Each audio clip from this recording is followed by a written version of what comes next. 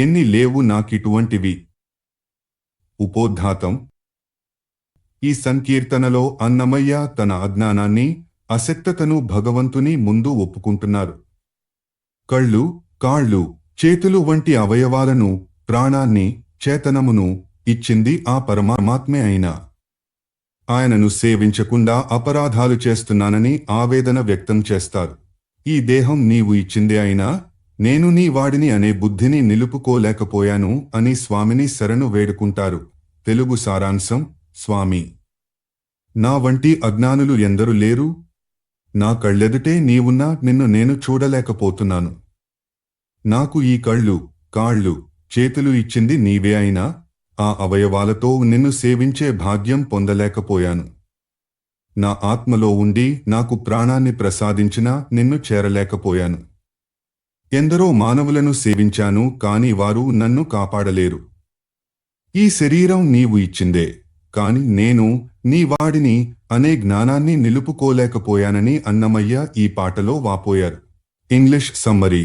In this poignant composition, Annamaya expresses deep regret for failing to recognize the divine presence despite being endowed with life and senses by the Lord himself.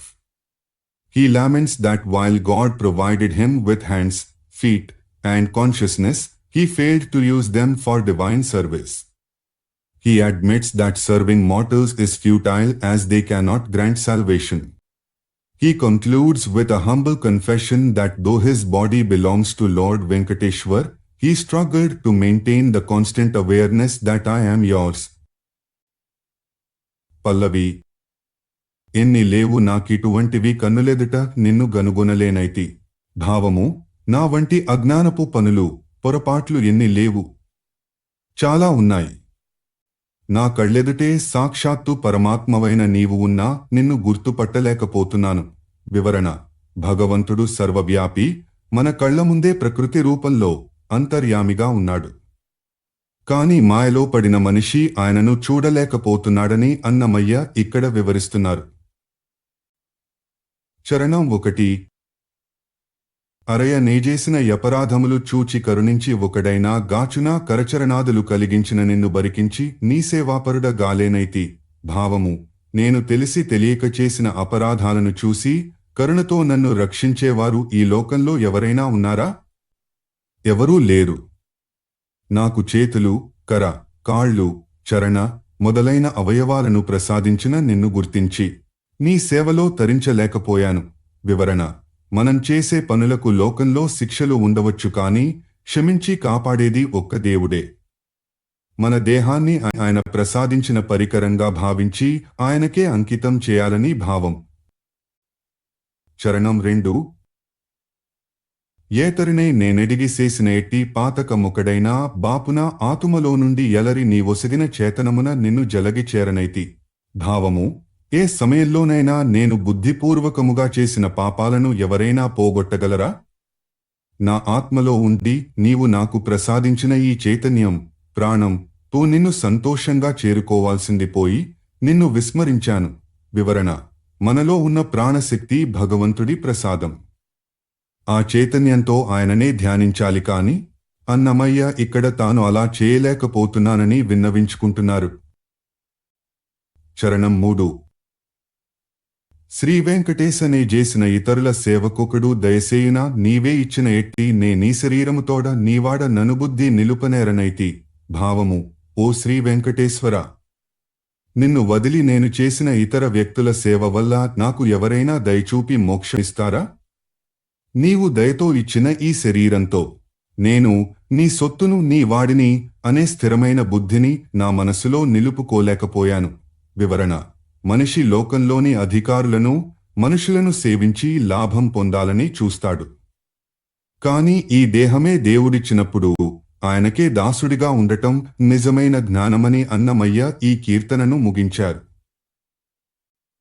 ఎంతటి వారలు నెవరును హరి. ఉపోద్ఘాతం.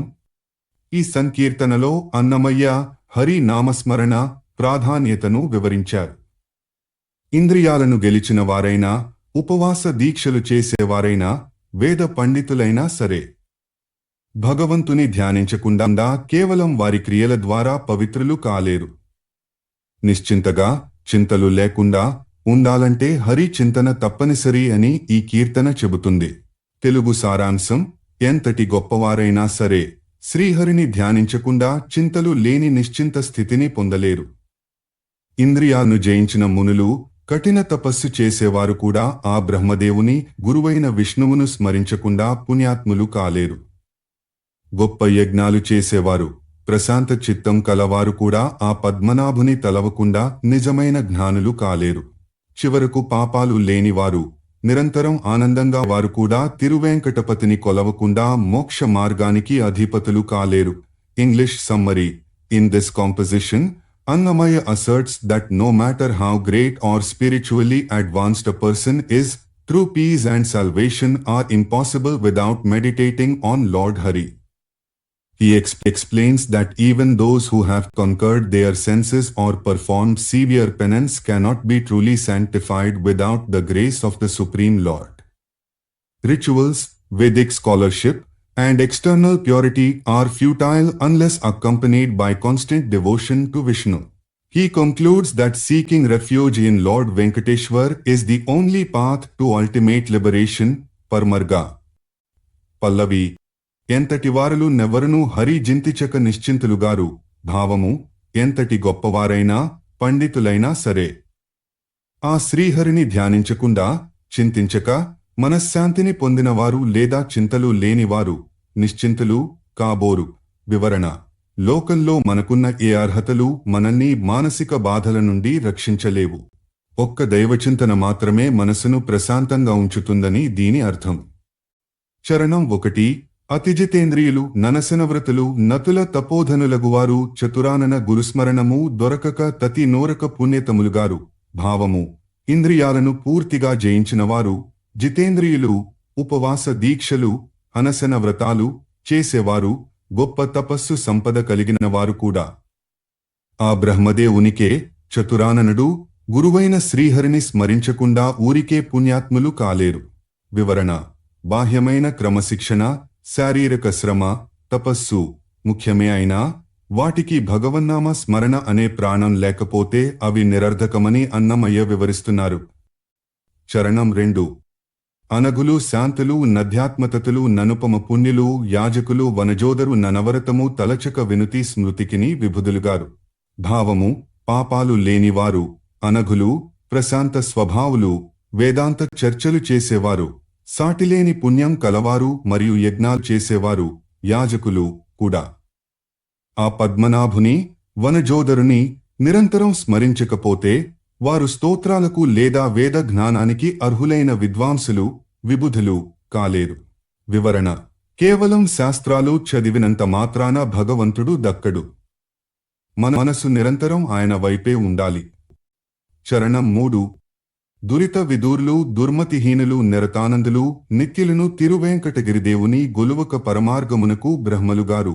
భావము: పాపాలకు దూరంగా ఉండేవారు, దుర్బుద్ధి లేనివారు, ఎల్లప్పుడూ ఆనందంగా ఉండేవారు మరియు శాశ్వతమైన స్థితిని కోరుకునేవారు ఎవరైనా సరే ఈ తిరువేంకటగిరి దేవుని సేవించకుండా మోక్షమార్గము, పరమార్గము అనే సామ్రాజ్యానికి అధిపతులు, బ్రహ్మలు కాలేరు.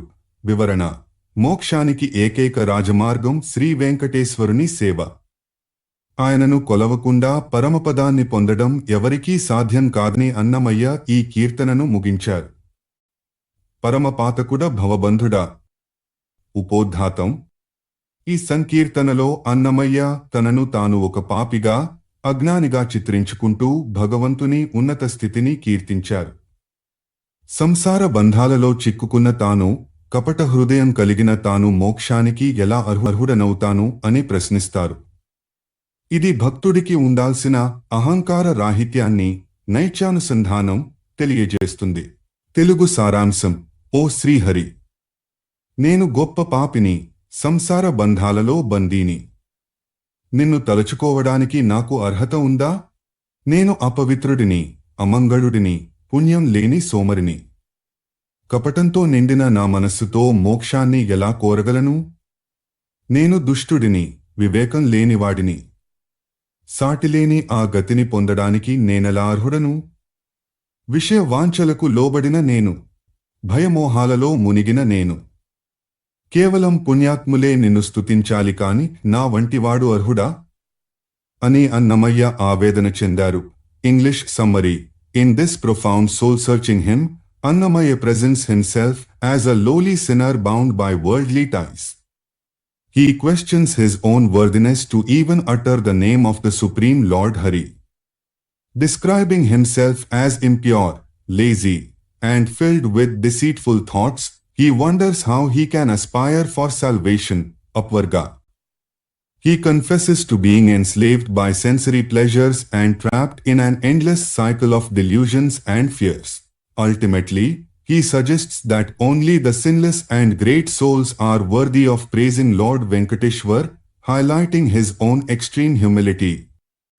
Pallavi. పరమపాతకుడా భవబంధుడా శ్రీ హరినిను దలచ నే నరుహుడనా భావము. ఓ శ్రీహరి, నేను పరమపాపిని, పరమపాతకుడా, సంసార బంధాలలో చిక్కుకున్నవాడిని, భవబంధుడా. అటువంటి నేను నిన్ను ధ్యానించడానికి అసలు అర్హుడనా? వివరణ. భగవంతుడు పరమ పవిత్రుడు. ఆయనను తలవాలంటే మనసు కూడా పవిత్రంగా ఉండాలి. తన మనసులో ఇంకా ప్రాపంచిక బంధాలు ఉన్నాయని అన్నమయ్య ఇక్కడ వినమ్రంగా ఒప్పుకుంటున్నారు. చరణం 1. అపవిత్రుడ నే నమంగళుడరగడు నపగతన్యుడ నలసుడను కపటకలుష పరికర హృదయుడ నే నపవర్గమునకు నరుహుడనా భావము. నేను అపవిత్రుడను, శుభం లేనివాడను, అమంగళుడా, పుణ్యం లేనివాడను మరియు సోమరిని, అలసుడా. కపటము, పాపము అనే పరికరాలతో నిండిన హృదయం కల నేను మోక్షానికి, అపవర్గమునకు అర్హుడనా? వివరణ. మోక్షం అనేది నిర్మలమైన మనస్సు కలవారికి దక్కుతుంది. తన హృదయంలో ఇంకా కపటబుద్ధి ఉందని అన్నమయ్య ఇక్కడ పశ్చాత్తాపం వ్యక్తం చేస్తున్నారు. చరణం 2. అతిదుష్టుడ నే నధిక దూషితుడ హతవివేకమతి నదయుడను పతిలేని రమాపతి మిమురదలచలే నతులగతికి నే నరుహుడనా భావము. నేను మిక్కిలి దుష్టుడను, అందరిచే దూషించబడేవాడను, వివేకం నశించిన బుద్ధి కలవాడను, దయలేని వాడను. తనకు మించిన ప్రభువు లేని ఓ లక్ష్మీపతి, నిన్ను తలవలేను. సాటిలేని, అతుల ఆ పరమపదాన్ని చేరడానికి నేనెలా అర్హుడను? వివరణ. భగవంతుడు రమాపతి, లక్ష్మీదేవికి భర్త. ఆయన దయకు పాత్రుడు కావాలంటే దయ కలిగి ఉండాలి. తనలో ఆ గుణాలు లేవని అన్నమయ్య స్వామి ముందు వాపోతున్నారు. చరణం 3. అనుపమ విషయపరాధీనుడా నే ననంతమోహ భయాతురుడ వినుతింపగ దిరువెంకటేశ ఘనులనఘులుగాక నే నరుహుడనా భావము. సాటిలేని ఇంద్రియ సుఖాలకు, విషయములకు బానిసైన వాడిని, పరాధీనుడా, అంతులేని మాయలో, మోహము మరియు భయంతో ఆతురత చెందేవాడిని. ఓ తిరువెంకటేశ్వర, నిన్ను స్తుతించడానికి గొప్పవారు, పాపము లేనివారు, అనఘులు మాత్రమే అర్హులు కాని నేను అర్హుడనా? వివరణ. చివరగా అన్నమయ్య నేను అర్హుడనా అని అడుగుతూనే స్వామి పాదాలను ఆశ్రయిస్తున్నారు. భక్తుడు తనను తాను ఎంత తగ్గించుకుంటే భగవంతుడు అంతగా దగ్గరవుతాడని ఈ కీర్తన అంతరార్థం. ఇనియు గలుగు తేజన్మముననైనా. ఉపోద్ఘాతం. ఈ సంకీర్తనలో అన్నమయ్య వివిధ ఆధ్యాత్మిక కర్మల యొక్క ప్రయోజనాలను వివరిస్తూ వాటన్నిటి అంతిమ లక్ష్యం భగవత్ ప్రాప్తి అని తేల్చి చెప్పారు. చదువు, శాస్త్రాలు, దాన ధర్మాలు అన్నీ మనిషిని శుద్ధి చేసి చివరికి శ్రీహరి సేవకు అర్హుడిని చేస్తాయని ఈ కీర్తన సారాంశం. తెలుగు సారాంశం. ఏ జన్మలోనైనా ఇన్ని రకాల సత్కర్మలు లభించడం కేవలం శ్రీహరి సేవను సిద్ధించుకోవడం కోసమే. వేదాలు చదవడం వల్ల బ్రహ్మజ్ఞానానికి కావలసిన శుద్ధి కలుగుతుంది. శాస్త్రాలు చదవడం వల్ల వివేకం, ఎరుక వస్తుంది. యజ్ఞాలు చేయడం వల్ల రుణ విముక్తి కలుగుతుంది. దానాలు చేయడం వల్ల ఉత్తమ జన్మలు లభిస్తాయి. కాని మనసును గెలిచి శాంతిని పొంది ఆ వెంకటాద్రీసుని మనసును గెలుచుకోవడమే నిజమైన బ్రహ్మ విజ్ఞానం అని అన్నమయ్య వివరించారు. English summary. In this analytical composition, Annamaya explains the true purpose behind various spiritual activities. He states that the ultimate goal of any merit earned in any birth is to attain the service of Lord Hari. While Vedic studies purify the intellect and scriptures provide knowledge, sacrifices, yagnas, help clear karmic debts, and charity ensures a good future birth. However, the highest form of wisdom, Brahma Vijnana, is to conquer one's own mind, achieve tranquility, and ultimately win the heart of Lord Venkateshwar. Pallavi. ఇనియు గలుగు తేజన్మముననైన జన్నలర హరిసేవ సిద్ధించుకొరకు భావము ఏ జన్మలోనైనా సరే మనకు ఇన్ని రకాల సదుపాయాలు లేదా పుణ్య కర్మలు లభించడం అనేది అందంగా చెన్నలర శ్రీహరి సేవను సంపాదించుకోవడం కోసమే. వివరణ: మనం చేసే ఏ మంచి పని అయినా చివరికి అది మనల్ని భగవంతుని వైపు నడిపించాలి. భక్తి లేని ఏ ఇతర సాధన అయినా అసంపూర్ణమే అని దీని అర్థం. చరణం 1. అరయ వేదాధ్యయన మది బ్రహ్మశుద్ధి కొర కిరవైన శాస్త్రంబుల్లెరుక కొరకు తరి యజ్ఞములు రుణోత్తారమయ్యేడి కొరకు సరిలేని దానములు జన్మముల కొరకు.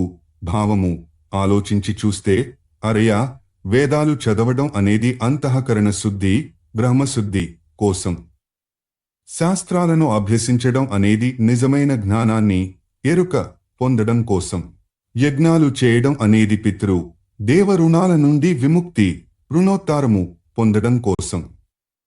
సాటిలేని దానధర్మాలు చేయడం అనేది భవిష్యత్తులో ఉత్తమ జన్మలు పొందడం కోసం ఉపయోగపడతాయి.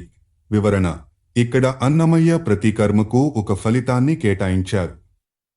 ఇవన్నీ మెట్లు మాత్రమే తప్ప ఇవే గమ్యం కాదని సూచించారు. చరణం 2. మమకార దూరంబు మనసు గెలుచుట కొరకు సమవివేకంబు శాంతముల కొరకు అమరశ్రీ తిరువెంకటాద్రీసు మనసు నీ జముగెలుచు బ్రహ్మ విజ్ఞానంబు కొరకు. భావము: మమకారాన్ని వదిలిపెట్టడం అనేది మనసును మన అదుపులోకి తెచ్చుకోవడం, గెలుచుట కోసం. సమానమైన వివేకాన్ని కలిగి ఉండటం శాంతిని పొందడం కోసం. వీటన్నిటికంటే ముఖ్యంగా ఆ శ్రీ తిరువెంకటాద్రీసుని మనసును గెలుచుకోవడమే నిజమైన బ్రహ్మ విజ్ఞానం యొక్క పరమార్థం. వివరణ: మనిషి తన మనస్సును గెలిస్తే శాంతి దొరుకుతుంది, కానీ భగవంతుని మనస్సును గెలిస్తే, ఆయన కృపను పొందితే మోక్షం దొరుకుతుంది. ఆ వెంకటేశ్వరుని ప్రసన్నం చేసుకోవడమే అన్నిటికంటే పెద్ద విద్య అని అన్నమయ్య ముగించారు. నిన్ను దూరక నెవ్వరి దూరుదు. ఉపోద్ఘాతం: ఈ సంకీర్తనలో అన్నమయ్య శ్రీ వెంకటేశ్వరునిపై తనకున్న చనువును ప్రదర్శించారు. నాకు ఏ కష్టం వచ్చినా నిన్ను కాక ఇంకెవరిని నిందిస్తాను, దూరుదు అని అడుగుతూ తన పాపాలను చూడకుండా తనను రక్షించమని వేడుకుంటారు.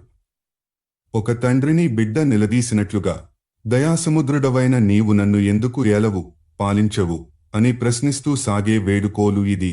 తెలుగు సారాంశం: స్వామి, నీ వాడనైన నన్ను వదలకుండా కాపాడాల్సిన బాధ్యత నీదే కదా. నిన్ను కాక నేను ఇంకెవరిని వేడుకోను, ఎవరిని నిందించను? నేను అపరాధినని చూడకుండా నీపై భయంతో శరణు కోరాను. దయాసముద్రుడవైన నీవు నన్ను సాకాలి. నేను పాపినని పక్కన పెట్టి నీ కరుణతో నా ఆత్మలో నిరంతరం విహరించాలి.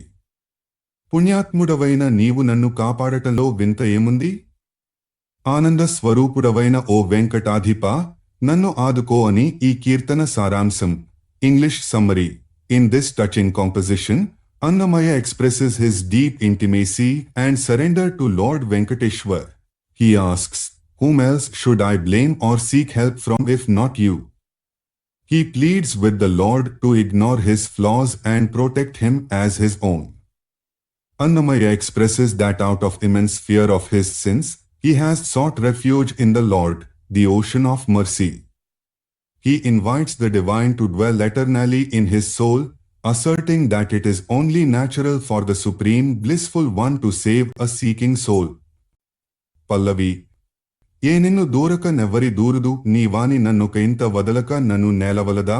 భావము: స్వామి, నిన్ను నిందించకుండా దూరక ఇంకెవరిని నిందిస్తాను?